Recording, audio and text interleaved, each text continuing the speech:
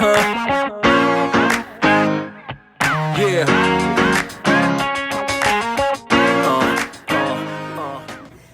Okay, welcome to Vibrant Life episode 35. I'm Jessica Parker. I'm a holistic health coach with a master's in health psychology and a certified fitness instructor. So I have a friend with me today. And by the way, today is January 9th, 2022. It's Sunday, chilly Oregon morning. And we're going to chat with my friend Kim. So I am going to explain really quick like how we got connected. I think it's kind of cool. Yes. So at first we were connected through social media, through my health stuff, correct? And then we connected. Well, then I started working at the gym that you go to, teaching PIO, and then we got connected personally on Facebook. And then we found out we're neighbors. Yes. Like now we're best friends. Literally, yes, I do love you so much. And we're literally like, 3 blocks. Yes. Maybe. I love it. Yes. So, and yes, you probably see her in my social media because we spend a lot of time together. Yes. But she has the coolest story. So I want to be clear, I have not coached her, but I just think that she has the coolest health journey story that I wanted to share. I am super, like I said, my master's is in health psychology. So I like to put all of this together in terms of like what motivates people, why we do things, and holistic health. I like to get to the why behind everything. And so I'm just fascinated by it. So she's had a really cool journey, which I'll let her explain. Mm-hmm. She's lost 100 pounds, which is, 20 pounds is hard. 10 pounds is hard. So I'm just going to go ahead and let you explain your journey in a snapshot. Okay. And then I'll ask some questions. Perfect. Yeah. Okay. Well, thank you for having me. I'm so glad to be here and share my story. If I can help and motivate anyone, that's like what I like to do. So, so my heaviest weight, I was 266 pounds, and this was back in 2018. I have an autoimmune disorder. I have Sjogren's, and that's like dry eyes, dry mouth. It's very closely related to lupus. It's a chronic condition. I've gone to the doctors. They prescribed some medications for my symptoms. That just made me gain weight. I started developing, in a matter of 6 months, I developed fatty liver, sleep apnea, NASH, which is non-alcoholic steatohepatitis. I had high blood pressure, and again, morbidly obese. Can I ask you something? Yes. Which I didn't even know some of this. Like some of the details. It's amazing. Around how much did you gain from the time you started? Like, was the weight primarily from that? So I started noticing an uptake in my weight at the time of diagnosis. So I was actually diagnosed with Sjogren's in 2008. Oh, wow. Then I had this on and off prescriptions, prednisone. Oh, which... That was the kicker. So it didn't help with any of the symptoms. It just made me gain 20 pounds.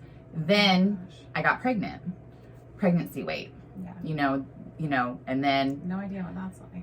And then between 2011 and 2014, I gave birth to 2 kids. So the fluctuation up and down, still not managing my Sjogren's autoimmune disorder properly. The on and off dieting, binge dieting to lose the pre-pregnancy weight, post-pregnancy weight. Your body was probably like... I was a mess. Yeah. What the F? Yeah. What are you doing? Yeah. So then, it came to a head point in 2018. That's when I went to, I think, my gastroenterologist, and they're like, your LFTs are skyrocketing, and they couldn't figure out why. They were in the 400s. What are LFTs? Liver enzymes. Okay. Yes. So they were at the 300, 400 range. They kept going up every lab draw, and she's just like, well, she knew it had to do with my autoimmune disorder, but the one thing that you can control, if you get a handle on it, is your weight. And she's like, if you lose weight, this will help. you know, and that was the mindset. That's kind of amazing too, that, Yeah. you know, instead of like, what other medication can we try? Right. Yeah. And because I was just like, I don't want to take more medication. I feel like medication got me to this point. Yeah. And it's masking the problem, not helping me. Yes. Oh my gosh. Yes. So. Can we put that on a poster somewhere? Right? Yeah. So I'm just like, well, I've tried everything, just like so many women have. Yeah. And I was just like, I don't know what to do. And then I started entertaining the idea of gastric sleeve. And that terrified me because they're cutting out half your stomach, or you're going to get bypass if you do which one is recommended. Right. I didn't want them redirecting my intestine, or touching my intestines. That scared me. Yeah. So I was just like, okay, well, I'll look into it. So I went to the specialist and I started the program. And part of the program is the psychological evaluation. I completely bombed. I didn't realize the mental health connection between food addiction, you know, and all that. So they recommended counseling before I could get my surgery. And I'm like, oh my gosh, you know, what is this person going to do? Best experience ever. Changed my life. It took me 12 months to get to the program. Then I had surgery. Well, so that, first of all, is, I mean, that's another piece that I didn't know. And I think that's amazing. Yeah. That, like, you had 12 months of therapy before? So, yeah. So I pretty much had 6 solid months of therapy. But in order to also get approved for your insurance, you have to drop 10% of your weight, right. Which I didn't even drop 10%. I couldn't even drop 10 pounds. Which, okay, I have to say that knowing, like, having worked with a lot of women and even some men who deal with this, but mostly like women who are on different medications and things, and birth control is another thing.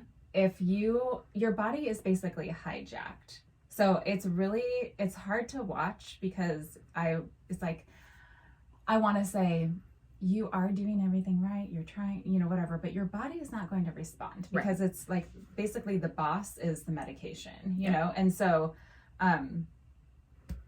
some people have a really, really hard time, like, letting go of that and understanding that and, you know, and try anyway, but then feel like you're caught in this cycle of like, yes, I suck, I can't do this, my body won't listen to me, but it's not your body that's doing it. So, okay. Yeah. Anyway. So the day of surgery, I remember weighing in and I was like down 7 pounds and I'm like, oh, they're going to send me home. I didn't lose 10 pounds, you know, and the surgeon was very strict, and sure enough, I had surgery. It was fine.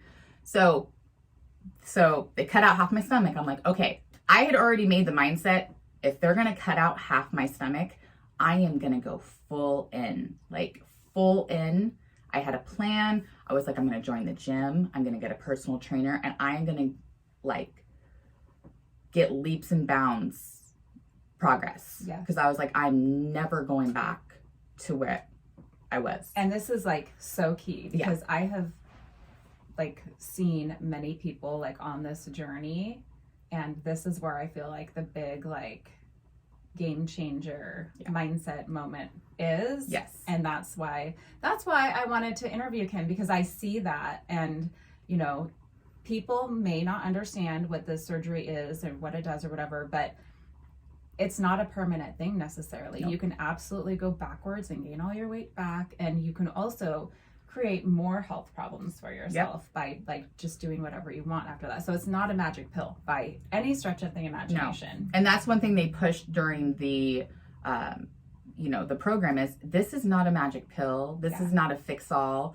You know, you can't just cut out half your stomach and then go eat cheeseburgers and go eat all these things. I can still eat cheeseburgers, but I can't like, you have to still monitor and understand what you're putting inside your body. It's a tool. This is a tool. They just kept saying that. That's tool. And I'm just like, you know, and of course I didn't fully understand what they were talking about. I just knew I had to lose weight because my health was in dire need of something. So post-surgery, you know, you're on restrictions and all that. There's a big mental health aspect to recovery because you want to eat. Yeah. And you can't eat.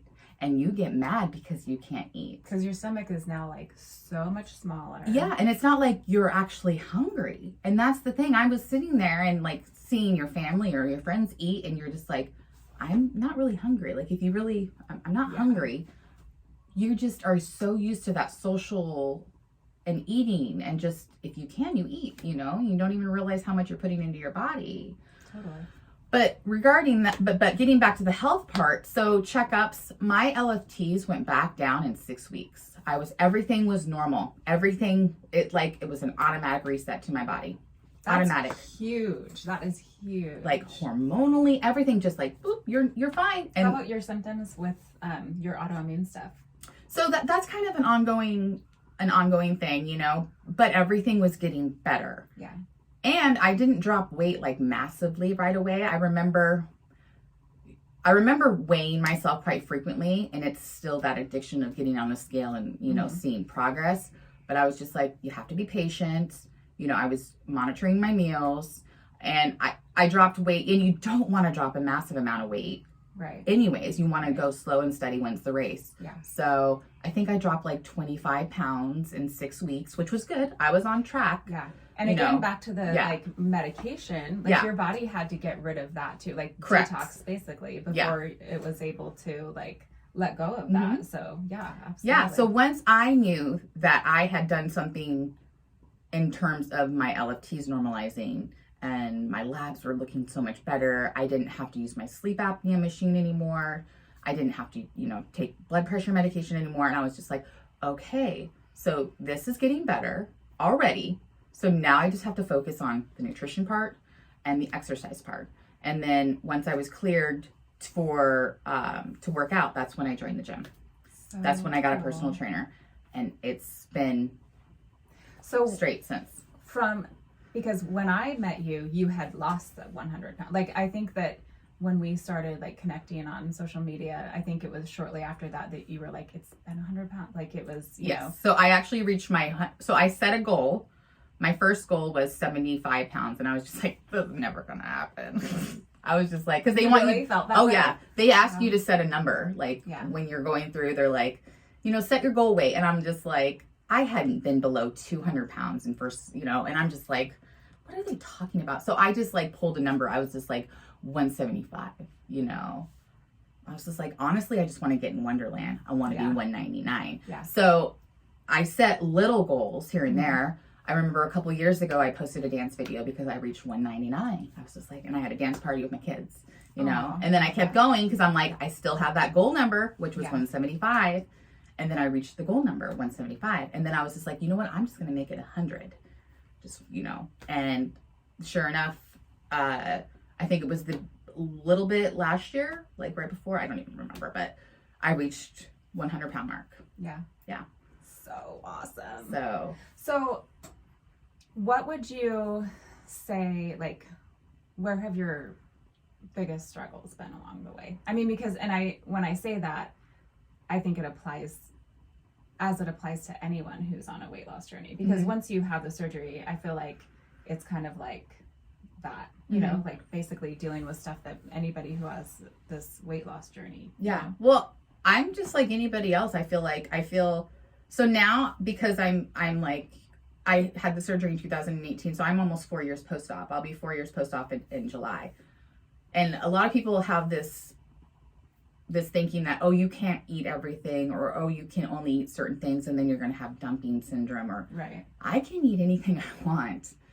That was part of my recovery. I mean, I had a few episodes of like, oh, I should not have done that. I learned my lesson really fast. Right. But now I'm just like a normal person, just with a smaller stomach. So the dumping thing, which I'm familiar with from seeing some people close to me go through it, is like more in the beginning. It's more in the beginning, yeah. If you eat like a lot of sugar, or you eat a lot of food that you're not supposed to eat, you will. I remember like teaspoons of food. Yes. Yeah, and that was the mental health part too. Is like, you're just like 2 spoonfuls of food, and you're just like, I just want to freaking eat like an actual meal, you know? Yeah. That would be very, very weird. Yeah. And it's still really funny because when you go out to the restaurant and the waitress is like, is your meal okay? And you're just like, oh no, it's great. It's just, I have to take it to go and then I have to eat an hour your later. husband also had surgery later. He had so both of you are like, we're only going to eat this much, right? Yeah. So you can eat anything you want. Technically, well, I can. I don't, but, and people see me like, oh, you're so motivated. Oh, you're doing this. No, there's mental health involved big time. Like, it's about consistency. Yeah. And really, there's days where I'm just like, this sucks, dude.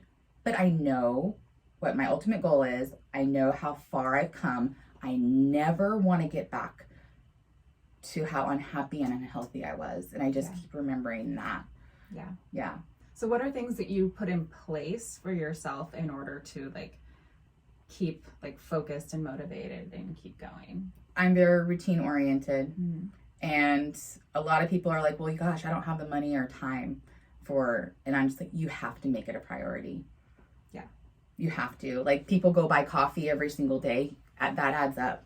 Yeah, I know. It adds up, I'm just like, and I knew what I needed. I didn't know anything about lifting weights and stuff. And I was just like, I just want to get someone to help guide me, and I invested into that. And then I saw the progress and I was just like, okay, I'm going to just keep going and going and going. And now I'm at a period of time where I've been doing this for so long, I'm going to have to start branching out on my own. And I'm very fearful of failure again, but I'm just going to keep pushing and asking for help, asking for help. And one of the most important things that I discovered through this process is the people you surround yourself with. Totally. You have to get rid of the toxic people in your life who question you, who don't support you, who, are saying things behind your back. You have to surround yourself with positivity. Yeah. To be positive and who encourage you. And that's what I found, like, through new relationships, like you and people at the gym. And that's helped me stay on track. Totally. Yeah.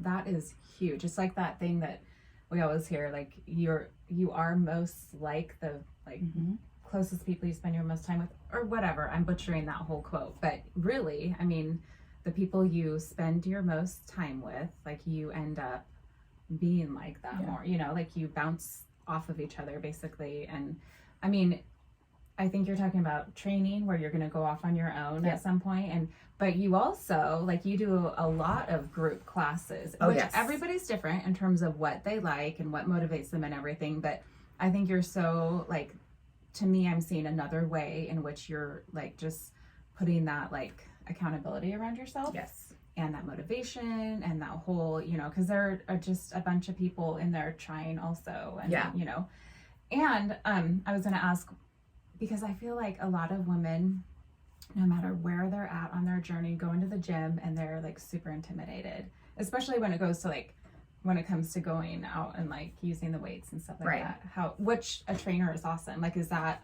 one reason you had a trainer? Well, yeah, to show me I mean, it is intimidating to go in there, especially when you're a little bit on the bigger side and you're just like, I have no idea what I'm doing, Yeah. But I'm a pretty confident woman, so I was just like, I don't care. I honestly didn't really care what anyone else thought of me. Yeah. And then I'm just really nice, and there are so many people there. There are so many people there that if you ask them for help or if you ask, they're not going to care. It is, a great gym. And if someone is mean to you, just be like, just move on. That's on them. There's stuff like that. Speaking of coffee, there's a gal at the coffee place I like to go to, and she's this cute little, really young thing that she's like, you get to know people when you go get coffee a lot. Anyway. You got the And she's asked me before what how I do that. What are you doing? And anyway, so I'm a fitness instructor, blah, blah, blah. And she has talked about coming to the gym, coming to class, whatever, and she's so scared. And she needs to just come with someone then. Yes. Yes. And that's where I'm like, I don't even think we understand half of, like, people are just very fearful. People are scared of coming to a class, like, all the things. So anyway, so I'm just, like, giving you praise for that, because I think it's huge to go into something you're not familiar with, and then you have, like, dove in. Yeah. Well, and that's the thing. I've always dived in head first. It's either Yeah. like I'm the one of extreme levels, really bad or all in type Yeah. situations. So I just dove all in. I was Yeah. just like, I'm going to go for it. Setting little goals along the way have helped because, Yeah. you know, I have to have a goal, something to reach for, something to motivate me. That's huge mhm. also. Little Yes. goals. I mean, that's Little one reason goals. I don't love New Year's resolutions No. because I'm like a goal setter throughout the year. Yeah. Like, bite off this amount, and celebrate it. Because sometimes I hear people like, oh, it was just like 5 pounds or it was just whatever. And I'm 5 like, pounds no. is huge. Yes. I used to be like 5 pounds is nothing. No, you pull up a picture of what 5 pounds of fat looks like. Yes. It's huge. yes. It's big, and that's It's off big. your body. You Yeah. know what I mean? So, And yeah. it's hard. It's not easy, Mhm. especially like, you know. I mean, I think, Yeah. and I've lost so much weight. I've obviously reached a point where my body's very comfortable, and I have a goal in the future of competing in a bodybuilding Yes. contest in 2023. Yeah. So next year, when I turn 40, this little We have witnesses. this is getting in a string bikini up on a stage in a spray tan. I'll be there cheering you on. You know, and regardless if I am still 30% body fat, I will do it. I mean, I'm going to do it, but I'm pushing as hard as I can now because I'm competitive. Yeah. But, you know, and that's just the goal, you know, and it's probably a one and done thing, but that's just my goal. That's what I have to set me to focus. Mm-hmm. So That's awesome. Yeah. And another thing that Kim does, which I think is really cool, because I am always telling people you have to kind of saturate your life with things that are going to motivate you, whether Yes. it's like Pinterest or doing like a vision board or certain books that you're reading or get a cookbook or, you know, just friends that you have. And like all these things, you have to like make your personal culture about like pushing you toward that goal instead of like all these things around you that are fighting it and not motivating. And anyway, so one thing that you do is like you use social media for things like that, yeah. like posting pictures of you know, like of competitions that you're, you know, like goals for that, and then pictures of her food and like pictures of like, you know, she did 3 classes. Yeah. She's a beast. You know, and just like how she's feeling at the end of the day. I think that's awesome. Like whatever, you know, some people don't like social media. Some people prefer to like have a journal or, you know, whatever. But whatever it is for you to keep your like head in the game, basically, is what matters. yeah, because you're going to have moments where you're struggling. Yeah. Where you're going to gain weight. I've had periods of time where I've gained 5 pounds back because I haven't been doing what I need to do. Yeah. Because like a normal person, I stress eat. You know, I eat my emotions. Yeah. But it's about recognizing the patterns, knowing what you're doing, stopping it, and being like, okay, tomorrow's a new day. We're going to just start over. Right. And just keep doing that. And yeah, it seems like it's like an up and down battle, but usually it gets longer and longer in between those periods. And then, you know, the patterns start kicking in where it's just like, oh, I can do this. Oh, I can do this. Oh, it's getting easier. Oh, and then you just start learning. And then like another thing is like, I do a lot of like the nutrition part. I didn't understand the nutrition part, you know, when my trainer was like, eat more protein. And I'm like, well, what the heck are you talking about? I'm like, you know, I thought you had to eat like lots of salads and do lots of cardio and all this stuff. And then I was just like, no, you know. So it's just about learning more and diving into that nutrition part, what your body needs to be fueled appropriately. And that's going to vary from person to person. Totally. Stop comparing yourself to others. Yeah. Oh, that's huge. Once you stop doing that and you recognize the beauty that you have as a person and as a woman, it's going to help your mental health so much, and you're going to see progress. Absolutely. Yeah. Absolutely. Yeah. And I think also with like the nutrition piece of it is understanding this is what my body needs in order to feel like really good and vibrant and be at my optimal level of health. And then the weight piece of it is like side benefit. Yeah. Major side benefit, but it's like our bodies, as you found out, like with all the medication and things like that, our bodies, you know, if we're just kind of like limping along and putting Band-Aids on things, you know, you end up feeling like crap, your body's not operating very well, and then Right. the weight is another piece of it. Yeah. So that is super awesome. So what advice would you give to somebody who's wanting to like make some kind of big health change and doesn't know where to start? Like, you know, thinking back to where you were 4 years ago. I mean, well, obviously in my situation, I reached like a precipice. Is that what? Yeah. Like, like a turning point. Yeah. Like my doctor was like, either this, you do this, or this may happen. Mm-hmm. And obviously I have 2 young children. I have a husband. I'm like, oh my God, you know. So I really technically did it for them versus me, but now it's all about me. Yeah. You know, I've been very selfish in focusing on me. I make sure I have me time. Gym time is my time. So, I mean, the first thing is you have to be honest with yourself. You have to recognize that there's something going on. Mm-hmm. Honesty is key. So you have to pinpoint, okay, you know, I have control of this. I'm the one putting this in my body. Yeah, my body may hate me, genetics may play a role, but ultimately it's what you decide to do for your own health. Exactly. Your spouse, your friend, your coworker, they can't make you healthy. You're the only person that can make you healthy. Right. So recognizing that there's a problem. And then, yeah. And it's not selfish. No, it's not selfish. It's Well, not selfish. okay. Well, I know. Yeah. I used to think it was selfish because I spent so much time at the gym. Mm-hmm. But now my kids know. And my husband knows. Yeah. And my husband's like, Mommy needs her time. Yeah. You know? And Well, the kids and are like, go to the gym. It makes you a better mom. It Yeah. makes like Oh, yes. it makes us better people, better like where you know, coworkers, like all the things. It helps with our mental health, it helps with our confidence.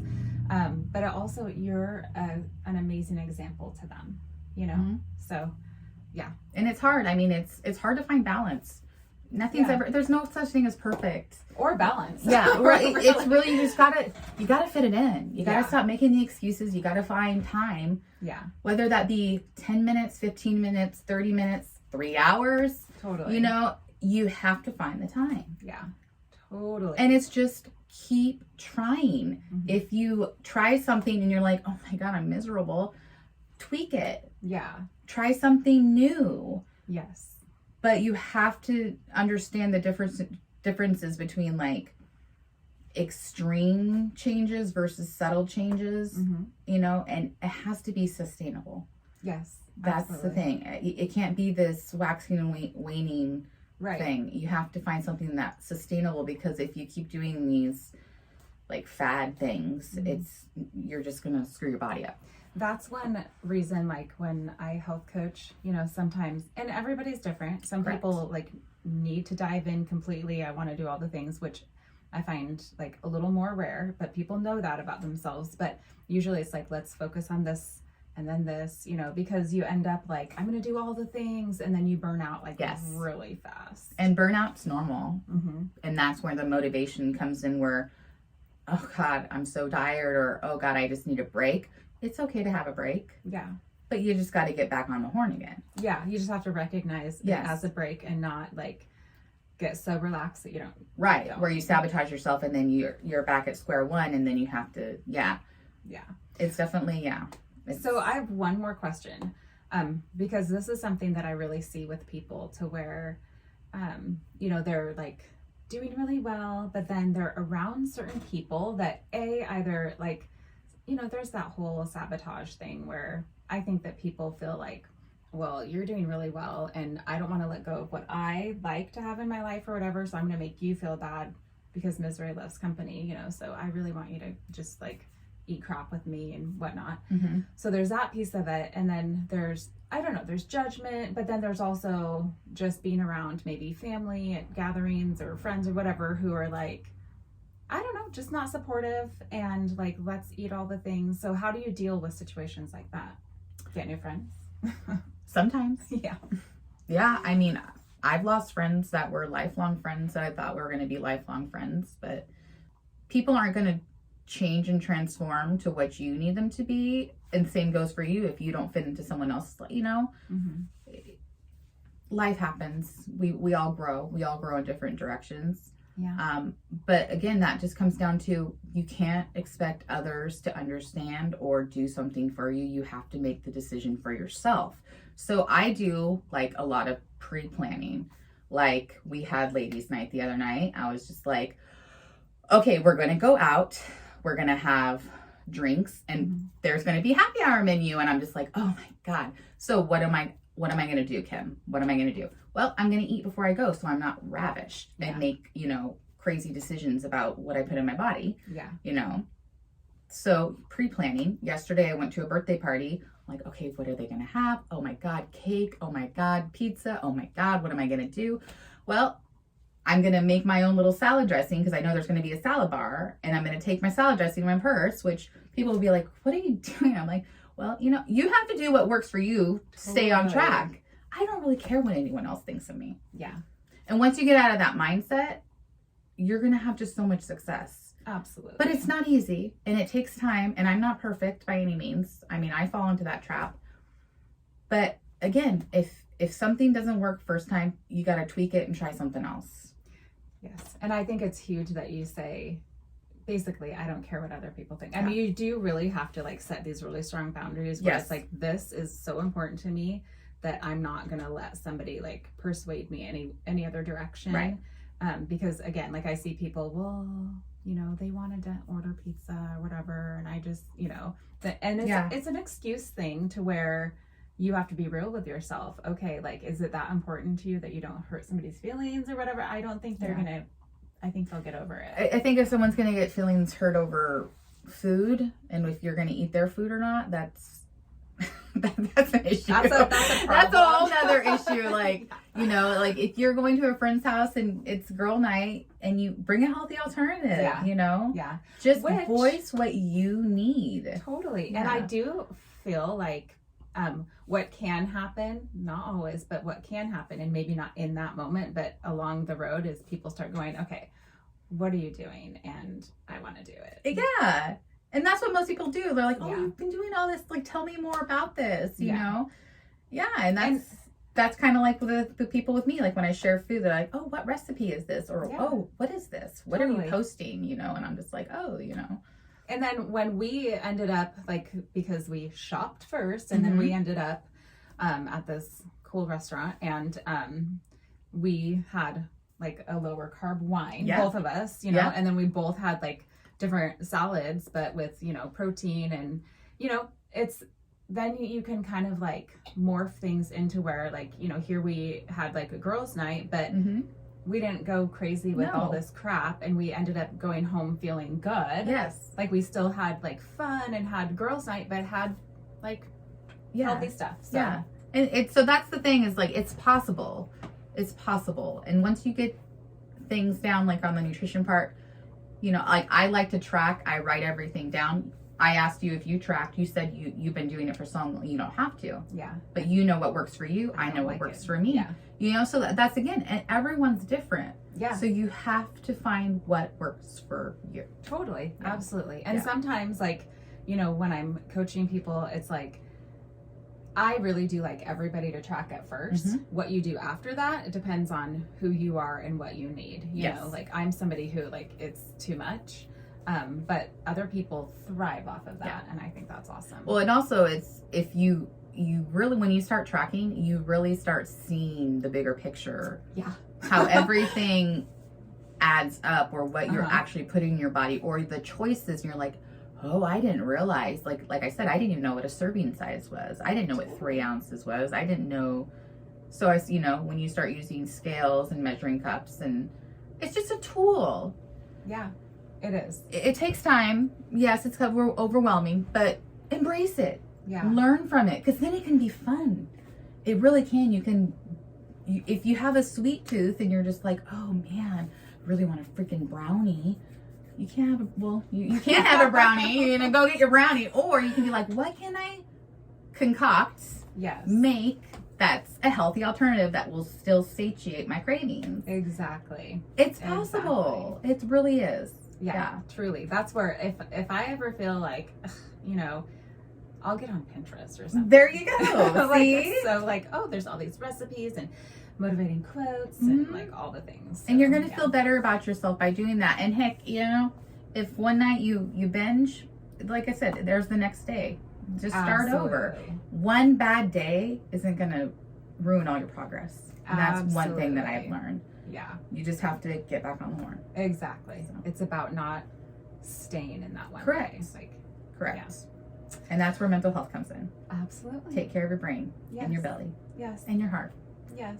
All the things. All the things. Okay, well, I think that is a perfect ending place, and I Yes. feel like I'm gonna need to have you back because there's like so many gems and so many things that to help motivate other people and teach them, and I think you'd be an amazing health coach. But anyway, that's another thing. I talk too much. No, you don't. No, you don't. It's awesome.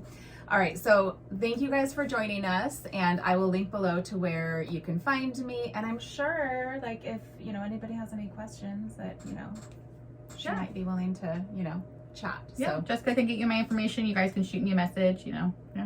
Friend face request. me. Yeah, Whatever friend it's called. face. Friend face me. Awesome. Have a good day. Thanks for joining us. All right, bye. Yeah.